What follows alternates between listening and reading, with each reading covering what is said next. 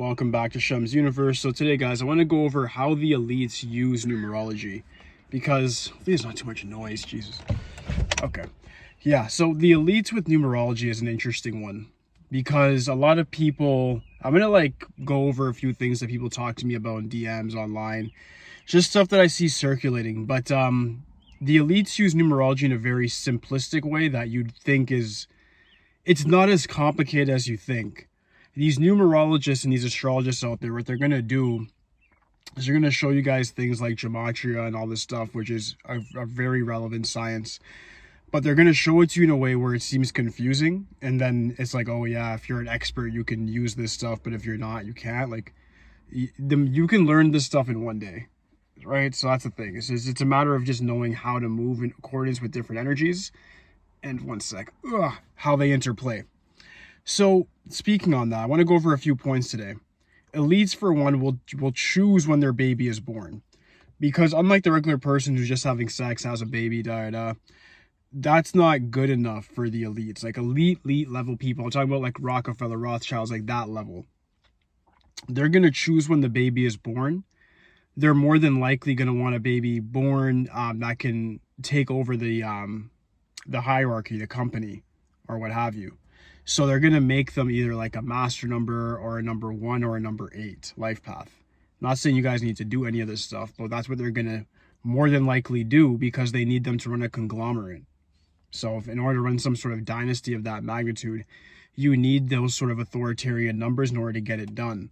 So they're having children with the mental concept of, this child is being born to do X, Y, Z for me. It's a branch off the family. And then they're going to extend and do that within their energy field. They're going to follow their life path very diligently. Now, when a parent does that, knowing their child's life path, this is why these people end up winning. And you're like, why are evil people winning? The reason evil people are winning is because they're using the same science that I'm teaching online and other great numerologists as well, except they're actually weaponizing and implementing the knowledge. So they're actually saying, you know what? I've noticed that Scorpio is more cunning, Aquarius is more maybe rebellious but very smart, Capricorn's very orderly. So they decide what's going to complement our family in this day and age and this time that we're in, and then they go and start doing different readings for them. So if this child's born on this day, what would their transits look like? They start getting these things out, seeing the transcript of the person's life. And then they can make adaptogens so that they're always winning in those times, even when things are supposed to be going down. All right, so that's the first one. The second one is elite level people. You'll notice they live in very random, peculiar places. And sometimes where they have listed to live is not actually where they live. So obviously we have to just use that as common sense. But a major thing elite level people do is they'll choose where they live. And a lot of you guys are like, okay, well, what's my Chinese astrology sign? Like that, sure. Listen. Your Chinese astrology sign means a lot, but it's the year you're born. If you guys honestly think it affects you at that deep of a level, you have to do more research into Chinese astrology to see why things are actually happening to you, because that's only one chapter of the book. All right, it gets a lot deeper than that. I'm going to delve deeper into it near the end of the year. I want to make sure I get into some major concepts, especially in the summer when it comes to using astronumerics in a very applicable manner. So the next one is where to live. Now, the average person's going to say, well, yeah, well, that's my enemy city because it's a rat and I'm whatever, a horse. Cool. But you can also look at what's the birthday of the said city, or town, or municipality, or region, or state, or province that you're in. Because when you start getting those, the founding date, let's say of New York City, I don't know what it is, I'm just using some random. You figure out, okay, this is a life path 3 or a life path 1. Does my life path get along with this city's life path? No, I should leave. Yes, I should stay. We do get along. Okay, does your birth numbers get along? Treat each place you go the way I taught you guys how to do compatibility readings with people. And I go over it when people ask me questions. Over the last couple of days, I've been answering some people when they're asking me, oh, how do I know when somebody's actually compatible with me? My first answer is going to be get a compatibility report. But if you want to do it on your own, here's a self-diagnosis, is you just have to look at this. I'd use a few other things. I'm not going to give the full glitch, but for the purpose of this video, the foundation of it is this. The birth numbers Your birth numbers get along, it means you guys are going to think the same. Your life path numbers correlate, that means you guys fatalistically are on linear paths. Things will work out, or at least you understand your partner's path so you can adapt to it. And then you have to look at your name numbers, and the name number meaning the expression, the time that you were born, what's on your birth certificate, the unedited birth certificate, the second you were born. What was your name, even with a typo, even with junior in it, even with some random, it doesn't matter. What was on your birth certificate? What was your original name? Compare it to that city, that person's, that whoever, that whatever's original name. And then you'll figure out, okay, name numbers get along, perfect. Life path numbers get along, perfect. Birth numbers get along, perfect. If you can find a city where your expression number, your life path number, and your birth number all get along with that said city, you will have immense success there no matter what business you get into. It can be aggregate concrete. It could be being a pianist. It could be drawing. It could be sculpting. It doesn't matter what it is. It could be being a janitor. You'll move up and be promoted very naturally in a city that actually meshes with you. So I'm giving you guys the way to give yourself the reading. Of course, you can ask me questions regarding this, but I'm trying to make it so you guys can actually be completely self-sufficient. If God forbid anything did happen to me, you have an archive of my videos on YouTube, but you also can just divulge and understand and implement the knowledge that I'm giving you after each video. Then you don't need me at all, right? You don't need anybody. And that's the whole goal to this. So moving on, the first thing, like I said, is you want to look at when you want your child born. That's what the elites are doing, so that they can control the direction of their family.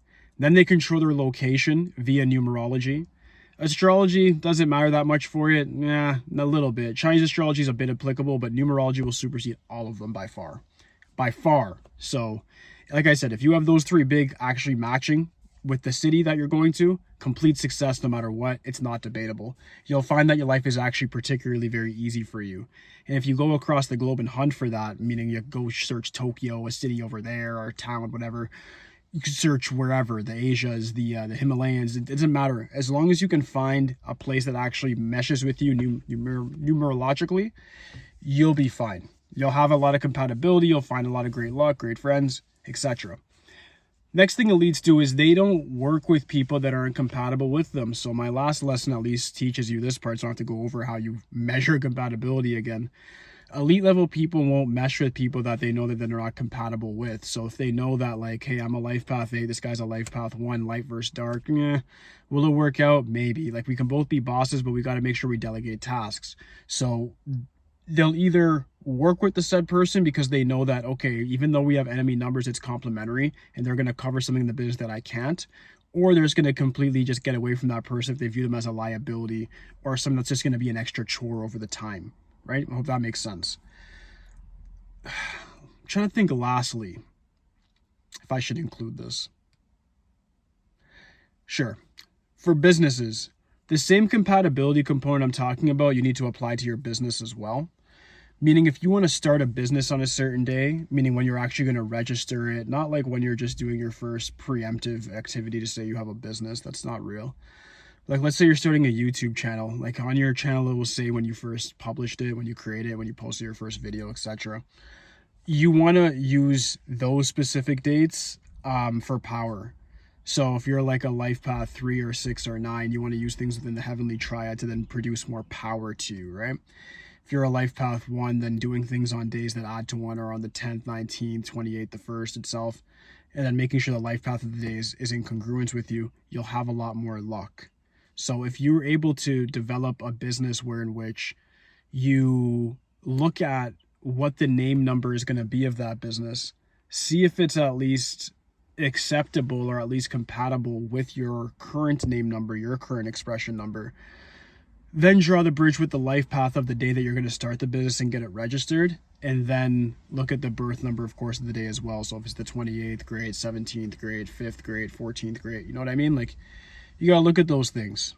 And then when you have a full understanding of them, then you're going to find a lot more success because you're going to be doing things with deliberation.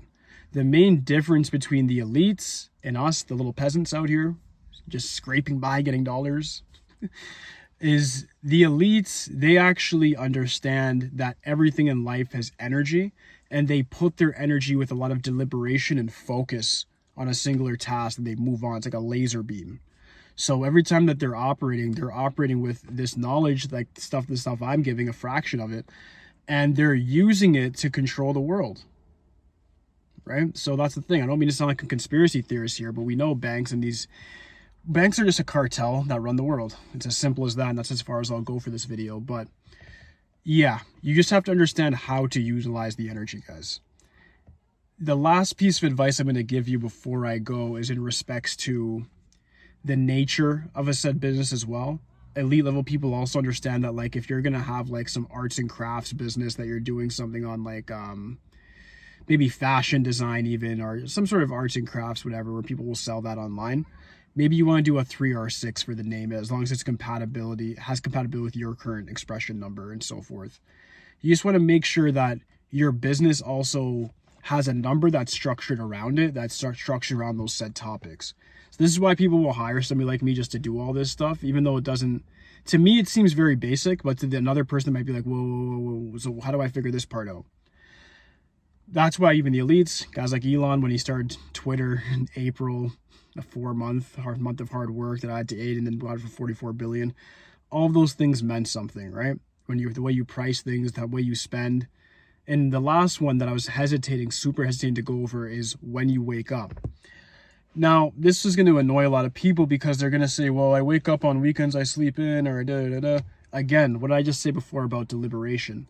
If you want to be very successful in life, you have to attack life with a lot of deliberation. And the only way you're going to have that sense of deliberation is by having a great deal of knowledge that gives you a very strong foundation to begin with. So when you attack life from the morning with the right energy, meaning you're imprinting the day with that energy. That's how you train any day anyways, no matter what. This should be like a foolproof thing. Me, because I trade crypto and so forth, I have like a few different options for getting up. Like I'll get up at like 7. I like 7, or like 8:30. 7 o'clock, because 7 is still my birth number, so I can still use that. And then, but I find the most success with 8:30, and because the 11, the 8 plus 3 is 11, the 2 that it minimizes to is within my trine of 258, right? So I can utilize those times. If I was to start trading again, like let's say this afternoon, it's early where I am now, but I try to trade this afternoon, I would start again at like 5:30 maybe, because it's crypto, it's 24 hours, 5:30 p.m. That way it's still adding to 8, or I'll start at 2:30 p.m. because that adds to 5, which is my expression number, right? So you have to look at things and say, how can I even work out at a certain time that's going to actually help me and produce more power to me in the spiritual, the esoteric realm? How can I wake up where I'm in the right imprints for the day? I'm imprinting the day with a very deliberate energy. I'm getting up when it adds to 11 so I can manifest anything. I'm getting up when it adds to 7 so I can be contemplative and be smarter and steps ahead of everybody. I'm getting up at 8 o'clock because I know that's the money hour, right? You have to think about what your compatibility is with said numbers and then figure out what your schedule is going to be. Because everything I've said is pretty much just applying numerology to as much things in your life as you can. And the more you do that, you'll find that you have that good luck and people can never seem to figure it out. And that's the whole key concept of this. All right, so that does finalize my video, guys. If you have any questions for me whatsoever, just leave in the comments section. I'll be very happy to answer anything you guys may have for me. I love the inputs. But thank you so much for your time today, guys. Peace.